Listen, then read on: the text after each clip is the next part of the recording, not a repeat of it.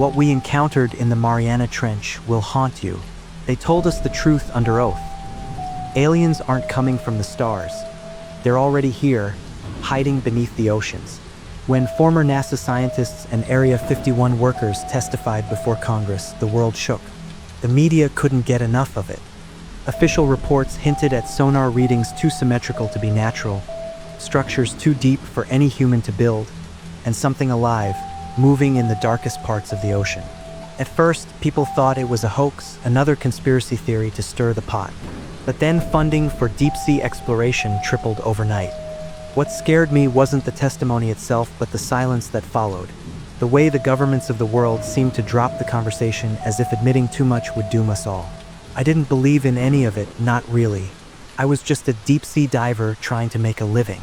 But when Merrick, a billionaire with an ego the size of the ocean, offered me a fortune to take him and a marine biologist named Dr. Evelyn Park to the Mariana Trench, I couldn't say no. He wasn't subtle about his intentions. "We're going to find proof," he said. "Proof that they're down there." The Mariana Trench isn't just the deepest part of the ocean. It's the closest thing we have to another planet. At over 36,000 feet deep, it's a place where the human body wouldn't last a second. The pressure is so intense it can crush steel. The temperatures are so cold they border on freezing. It's pitch black, silent, and utterly alien. Merrick had spared no expense in chartering the Nautilus, a state-of-the-art submersible designed to withstand the crushing depths. As we descended into the abyss, I couldn't shake the feeling that we were trespassing, crossing a threshold humans weren't meant to cross. By the time we passed 10,000 feet, the light from the surface was long gone. The world outside was a black void, broken only by the occasional flicker of bioluminescent creatures. Evelyn marveled at every glowing jellyfish and deep-sea anglerfish that floated past the viewport. "Look at them," she whispered. "They've adapted to total darkness. They're not just surviving, they're thriving." Merrick wasn't interested in the life forms we could see. His eyes were glued to the sonar, where a faint, rhythmic pulse had been growing louder with every meter we descended. The signal had been picked up by satellite arrays weeks ago, emanating from a specific part of the trench. It was what had drawn him and us here. "It's not geological," Evelyn said, studying the signal. "The intervals are too precise." Merrick grinned. "Exactly. It's artificial. A signal. Someone or something is down there." I didn't like how certain he sounded. At 22,000 feet, the ocean started to feel different. The water itself seemed heavier, colder. The submersible creaked and groaned as the pressure mounted. But that wasn't what unnerved me. It was the silence. The sonar, which had been steadily pinging, now returned strange echoes, delayed, distorted, like something out there was answering us.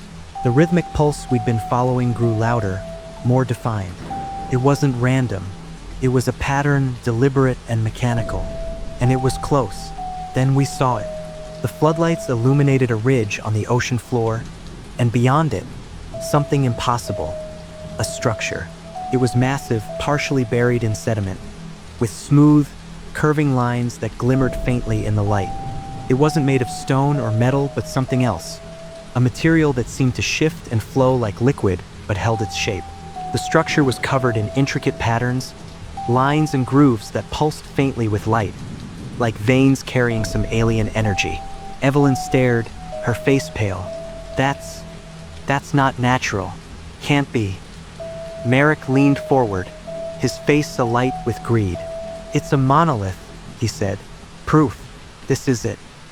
Evelyn was scanning the structure with every tool at her disposal, but nothing made sense. "The readings are inconsistent. The material doesn't match anything on Earth. And it's emitting something." "What do you mean, emitting?" I asked.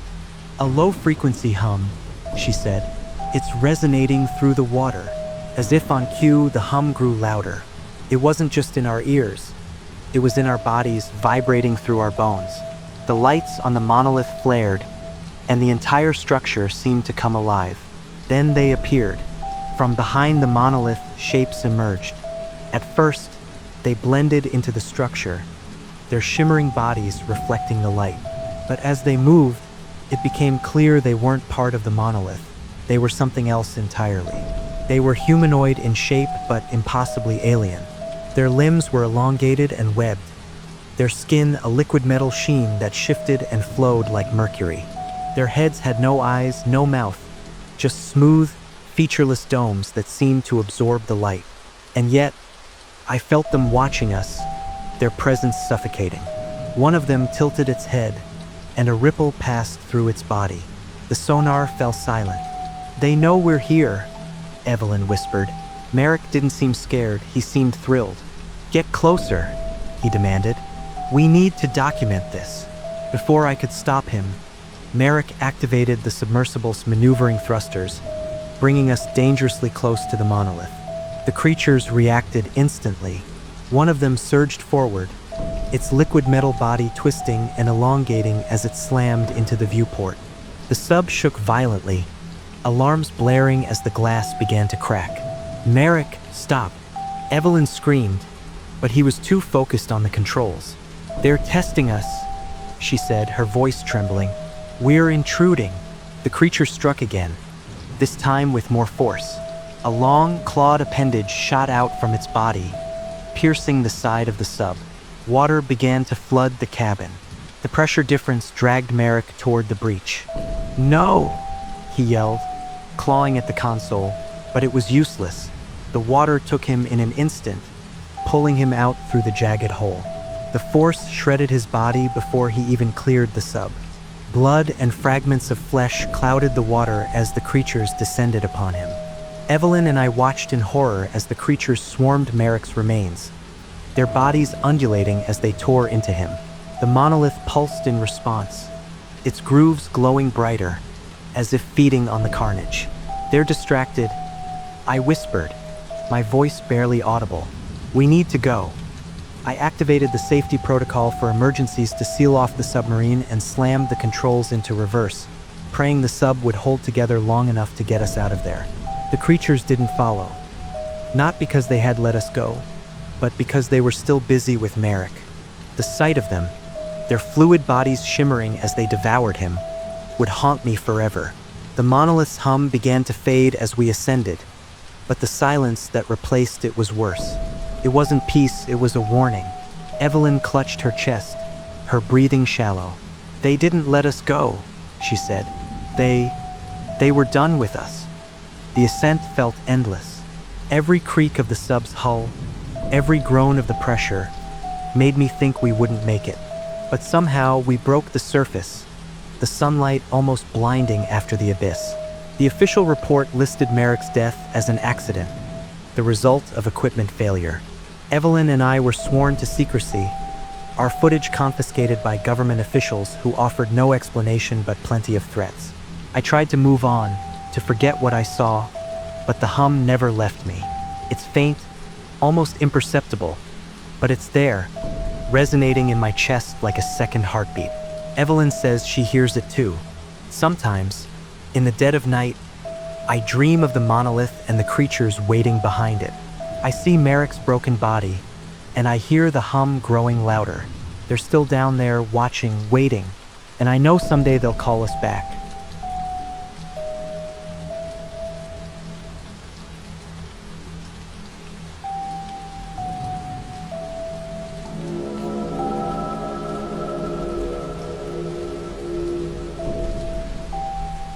The dead speak, and I listen.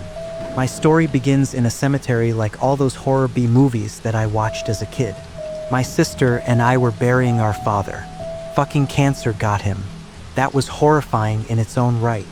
Well, I am going to skip over my father's death and burial. It's not really important to this story. Right now, all that needs to be said about his funeral is that it was short and sweet and brought a tear to everybody's eye. He was a good man and people loved him. After the funeral, my sister and I went for a walk in the cemetery. Looking at the gravestones was like going back in time through history. Each name had its own story to tell. I just wished I could hear it. Oh, the irony. When my mother had died during my childhood, my father had taken my sister and I on a walk through the cemetery after her funeral. At one point, we stopped at a grave from the 19th century. I know it sounds like a fucking Hallmark movie, but I still remember what he said. How many people do you think remember his story? Not many, I would venture. If any, that is. That's the tragedy of history. It can never be complete. There are stories that will always be lost to time. Make sure that your mother's story is not one of them. I went in my own head during that walk with my sister. Her voice was like the crunching of leaves beneath our feet. Just noise. I was too busy thinking about death. How long would people remember the stories of my parents? How long until they became another lost piece of history, even after what I've done? How long until my story will be lost to history? I mean, how many people will read this post that I'm writing? And how many of those that read it will think that I belong in the fucking loony bin? A lot, I venture. It was in my head that I first heard my father's voice. I thought it was the grief speaking, but his voice kept speaking. It gave me a migraine. My sister saw the state I was in and drove me home. She offered to stay with me, but I told her that I would be fine on my own. My father was still speaking to me. I decided to respond to what I thought was my own grief. "What do you want, Dad?" He, of course, responded. He wanted to tell his story. I've written the occasional short story now and then. I thought this was my grief trying to inspire me. What the hell? I thought and sat behind my computer. No, my father said to me, "Use a pen and paper." I think that was the moment I thought that this might be a little more than a son's grief over his dead dad. Nevertheless, I grabbed a pen and some paper and began writing. Word by word, my father told me his life story. I transcribed every word exactly, and little by little my migraine lessened. He told me stories that he had never shared before, stories that would put a living man to shame. I guess the dead rise above that kind of human sentiment. When I penned the last word of his story, I realized that my migraine had completely disappeared. I also realized that I had written well into the morning. If I hadn't taken a few days off work for my father's funeral, I would have had to wake up in just a couple hours to get ready for work. Thank God for minor miracles. It didn't matter anyway. I couldn't sleep if I wanted to. I sat back in my chair and looked at the pile of paper in front of me. It was a hell of a lot longer than just a short story. It was the story of my father, his fucking life, and I had written it. When the cemetery opened up, I was one of its first arrivals. I first went to the grave of my father. The dirt was still new. I spoke to him. I wanted him to speak back, but apparently he had already told his story. He had found his peace. I walked around cemetery, hoping for something to pop out at me. Another story. I did eventually find someone who was willing to share their life to me. I wrote that one down too. Since then, I've heard and written down many stories. It's been a while since that day in the cemetery. I've written down the stories of all my family that I can find. I've written the stories of friends that have gone too soon. I've also written the stories of complete strangers. Sometimes these strangers are good people. Sometimes they're not. The bad ones make me wish that I had never been blessed with this power. I've written the stories of murderers and rapists and anything else you can think of. The evil hidden beneath the surface, literally, is unimaginable. The worst of them laugh as I transcribe their story. Every evil, every heinous act is a fucking joke to them, and I am forced to transcribe it. I don't have a choice. The second I hear a voice of the dead, I have to write. With one monster, I tried not to, and it almost killed. Stephen Martin, that was his name. I found him in some rural cemetery that I now can't even remember the name of. I've been to hundreds of those bone gardens. The names all get mixed up in my head. He told his story, and I did the best I could to keep my hand away from the damn pen and paper. I tried to restrain myself. I didn't want to write down something that horrific. Martin hadn't always lived in that rural area. He had gone there after retirement. For most of his life, he had lived in the city. And the children, there were so many children. So many parents that had no idea what happened to their kids. And this cunt got away with it. Got away with it all. These children died. Their parents mourned over a body they would never find. And he got a fucking retirement. It made me sick. After hearing the briefest synopsis of his life, I promised myself I wasn't going to write down this fucker's story. The sweats, the fever, the chest pain, those were only some of my symptoms. My sister came over during that time. I begged her not to, but she did. She screamed at me, much to my surprise. Hell of a thing to do to your dying brother, I thought. She wanted to know why the hell I hadn't gone to a doctor, why I hadn't tried to find out what was fucking killing me. The problem was, I knew what was killing me. It was that piece of shit in my head. He was tearing me apart from the inside. Another issue was that I also knew how to cure myself. I just needed to put pen to paper. On this front, Martin mocked me. He mocked how I was dying. He mocked how fucking stupid I was to let him kill me. He said that I would be the first son of a bitch killed by a dead man. Unfortunately for him, I just no longer gave a shit. Let him fucking kill me, I thought. As you might have guessed by the fact that I'm writing this, I did eventually write his story. Something clicked in my head. This bastard's piss-poor life shouldn't be the reason that good people would lose their stories to time. My father's words echoed in the back of my mind. That's the tragedy of history. It can never be complete. I'm not naive enough to assume that I can create a complete account of history, but I know I can do my damnedest. So I wrote Martin's story. At first I would constantly vomit, and then dry heave over every graphic description of Martin's deeds, but eventually I became numb to it. I hated that. After I finished his story, I went to bed, but before I did so, I locked the pages of Martin's story in a safe. I wanted to burn his fucking story, but I feared that would make him come back. I put him in a different safe than all the other ones. This bastard didn't deserve to be with my father. His pages deserved to rot alone for all eternity. I guess it's time for me to present the proof that backs up all this shit. Surely, you didn't think that I would tell you all this without some proof? If I did, they'd lock me up in a goddamn loony bin. A couple months after I transcribed Martin's story, I realized I could give the parents some closure. I knew where their kids were buried. Martin had bared his entire soul. Miserable thing that it was, to me. One day, I left an anonymous message to a police precinct in the city where he did his killings. They found them. They found them all. Their parents got closure and were able to bury their kids. I hope that caused Martin to roll in his grave. Maybe someday I will write down their story too. Be able to live through all the good of their lives before they met Martin. But probably not for a while. I already know the end of their stories, and those are not stories I want to rehear anytime soon.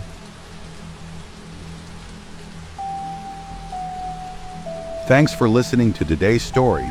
Let us know what you think.